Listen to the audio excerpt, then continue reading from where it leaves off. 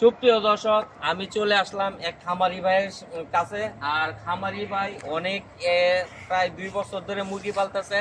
সে নাকি 2 বছরে অনেক বেনিফিট পাইছে। এই পর্যন্ত তার মুরগিতে কোনো লস হয় নাই। কিসের জন্য লস হয় নাই এটা আমি জানবো খামারি ভাইয়ের কাছ থেকে।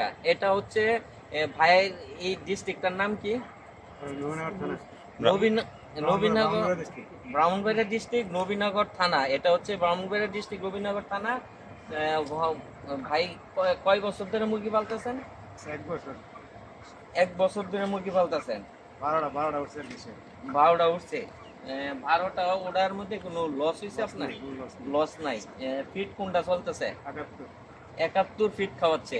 তার মুরগি অনেক সুন্দর, 71 ফিট খাওয়াচ্ছে। আর মুরগির ম্যানেজমেন্ট অনেক সুন্দর, দেখেন এদিকটার পরিবেশটা অনেক সুন্দর। আর এই কারণে তার মুরগিতে কোনো লস হচ্ছে না।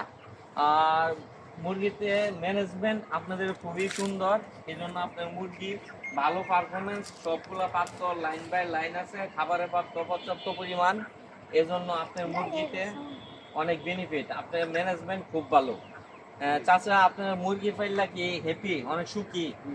আপনার পরিবার এটা দিয়ে চলতেছেন নাকি আদার্স অন্য কিছু করেন?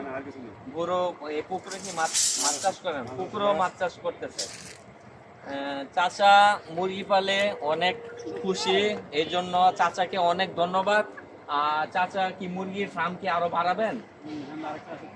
চাচা চিন্তা করতেছে মুরগির ফার্ম আরো বৃদ্ধি করবে। চাচার জন্য শুভকামনা রইল।